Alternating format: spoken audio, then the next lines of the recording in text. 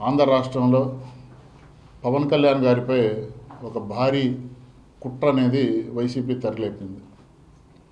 గతంలో కూడా వైసీపీ అధికారంలో ఉన్నప్పుడు ఆ పార్టీ నాయకులు కానీ, ఆ పార్టీకి సంబంధించినటువంటి నాయకుడు జగన్మోహన్ రెడ్డి కానీ పవన్ కళ్యాణ్ గారి మీద ద్వేషంతో ఆయన చిత్రాలు విడుదలవుతుంటే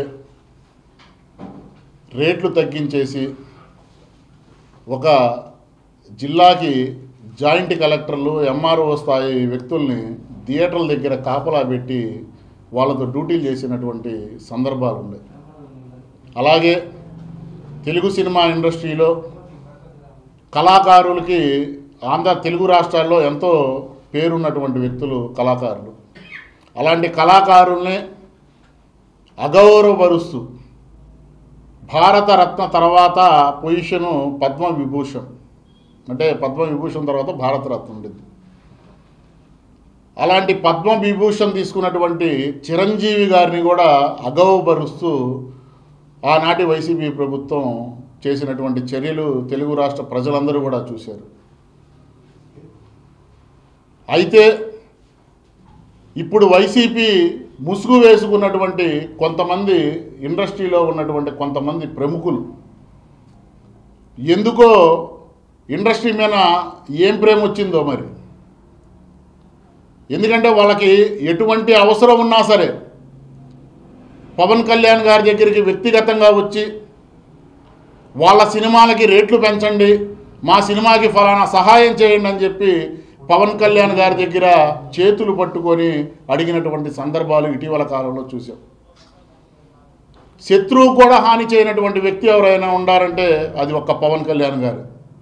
అలాంటి పవన్ కళ్యాణ్ గారిని ఈరోజు వెన్నుపోటు పడవాలని చెప్పి ఇండస్ట్రీలో ఉన్నటువంటి ఎవరైతే తెలుగు సినిమా ఇండస్ట్రీని గుప్పెట్లో పెట్టుకోవాలని చూస్తున్నారో ఆ యొక్క నలుగురు ఆలోచన విధానాన్ని తెలుగు రాష్ట్ర ప్రజలందరూ కూడా ఏకకంఠంతో వ్యతిరేకిస్తున్నారు.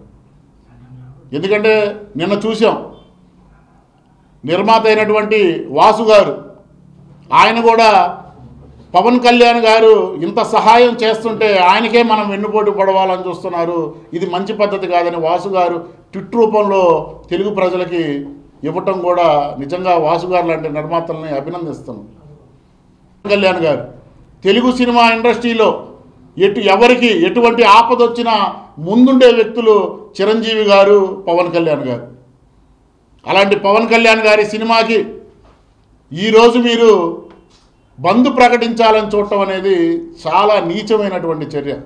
వైసీపీ నాయకులకి చెప్తున్నాం, సరే దీని మీద ఎవరు బంద్కి ప్రేరేపిస్తున్నారు అని చెప్పి రాష్ట్ర హోంశాఖ కార్యదర్శి ద్వారా ఒక ఎంక్వైరీ చేయమని చెప్పి సినిమాటోగ్రఫీ కందుల దుర్గేష్ గారు, మంత్రి గారు అయినటువంటి కందుల దుర్గేష్ గారు ఆదేశిస్తే దానిని వైసీపీ నాయకుడు గతంలో పేదల నోటికాడి నుంచి బియ్యం అమ్ముకున్నటువంటి పేరుని నాని ఆయన ముందుకొచ్చేసి జైల్లో వేసేయమన్నాడు. కందుల దుర్గేష్ గారు అందరినీ జైల్లో పెట్టేయమంటున్నాడు అని చెప్తున్నారు.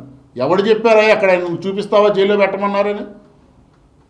మీకు నిద్రలేస్తే మీరు చేసింది అవినీతి, మీ నాయకుడు అవినీతిలో మునిగిపోయాడు. రేపో మాపో లిక్కర్ స్కాముల్లో అరెస్ట్ అవుతాడో తెలియదు. మీకు ఎక్కడ అరెస్ట్ భయంతో అందరినీ అరెస్ట్ చేయమన్నాడు మంత్రి గారు అని చెప్పి ఒక రకమైనటువంటి మాటని మీరు ప్రజల్లోకి అబద్ధపు ప్రచారం తీసుకెళ్తున్నారు. ఎక్కడ కూడా దుర్గేష్ గారు అలాంటి మాట మాట్లాడలేదు. పవన్ కళ్యాణ్ గారు కూడా ఆయన అన్న మాట ఏంటి? రిటర్న్ గిఫ్ట్, నేను చేసిన దానికి మీరు రిటర్న్ గిఫ్ట్ ఇచ్చారు, మీకు నేను గిఫ్ట్ పంపిస్తాను అన్నారు. అంటే ఏంటయ్యా? వ్యక్తిగతంగా ఎవరు నా దగ్గరికి రావాల్సిన అవసరం లేదు. సినిమా పరిశ్రమకు సంబంధించినటువంటి సంఘాలు ఏదైతే film chamber, producer counsellings, director counsellings వాళ్ళు ఉన్నాయో వాళ్ళ సమస్యలకి ఆ యొక్క సంఘం అనుకున్నటువంటి నాయకులు మాత్రమే వచ్చి మాట్లాడితే సరిపోయిద్దని చెప్పి ఆ యొక్క రూపంలో ఆయన మాట్లాడారు. దాన్ని వక్రీకరిస్తారు. అలాగే త్రిపురనేని చిట్టిబాబంట, ఆడికి నెత్తి మీద జుట్టు కూడా ఉండదు, మూతి మీద మీసం ఉండదు, చెవులకి మాత్రం ఇంత పెద్ద వెంట్రుకలు ఉంటాయి.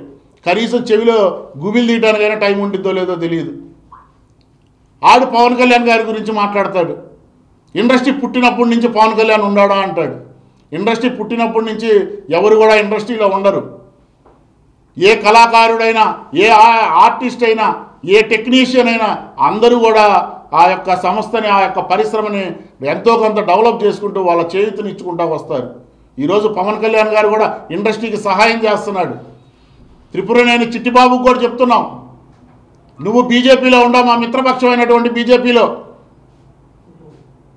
ఇక్కడ రాష్ట్ర అధ్యక్షురాలు పురంధేశ్వరి గారికి, అలాగే తెలంగాణ శాఖలో కిషన్ రెడ్డి గారికి కూడా మేము కలిసి ఒక మెమోరాండం ఇవ్వబోతున్నాం త్రిపురనేని చిట్టిబాబు మీద. వైసీపీ ముసుగేసుకున్నటువంటి ఇలాంటి వ్యక్తుల్ని బీజేపీ పార్టీ నుంచి సస్పెండ్ చేసే విధంగా చర్యలు తీసుకోవాలని చెప్పి ఇరువురి నాయకుల్ని కూడా, రెండు తెలుగు రాష్ట్రాల బీజేపీ నాయకత్వాన్ని కూడా మేము అడుగుతున్నాం. ఎంతోమంది కళాకారులు రాజకీయాల్లోకి వచ్చి వాళ్ళ ప్రొఫెషన్ని చేసిన రోజులు ఉన్నాయి. పవన్ కళ్యాణ్ గారు చేయకూడదని ఎక్కడైనా రాజ్యాంగంలో రాసిందా అని మేము అడుగుతున్నాం.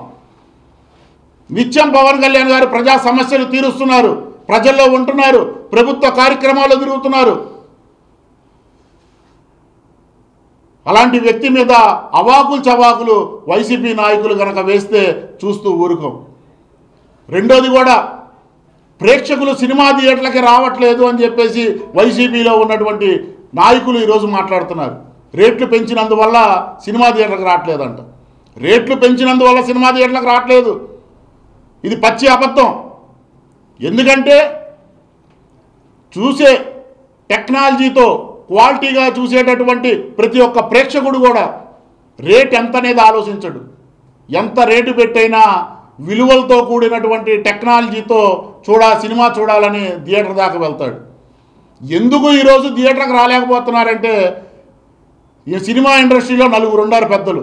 ఆ నలుగురు కూడా సినిమా థియేటర్లన్నీ లీజుకు తీసుకొని, ఆ థియేటర్లో ఉన్న క్యాంటీన్లు వాళ్ళ చేతుల్లో పెట్టుకొని 15 రూపాయలు అమ్మేటటువంటి పాప్కార్ను 300 రూపాయలు, 10 రూపాయలు అమ్మేటటువంటి వాటర్ బాటిల్ 60 రూపాయలు, 20 రూపాయలు అమ్మేటటువంటి కూల్ డ్రింకు 150 రూపాయలు, 15 రూపాయలు అమ్మేటటువంటి పఫ్ఫు 150 రూపాయలు.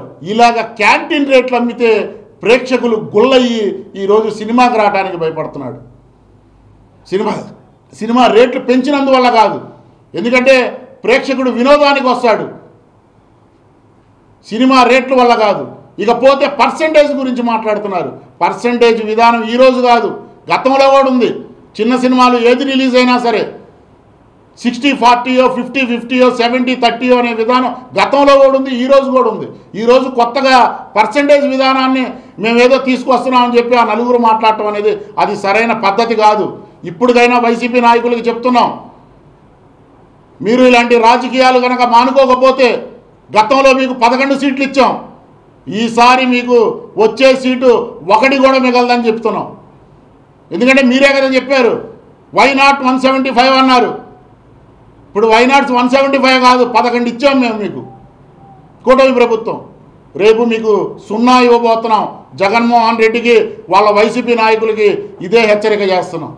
కాబట్టి పవన్ కళ్యాణ్ గారి మీద అవాకులు చవాకులు పేల్చేటప్పుడు జాగ్రత్తగా మాట్లాడాలని చెప్పి జనసేన పార్టీ నుంచి తీవ్రంగా హెచ్చరిస్తున్నాం.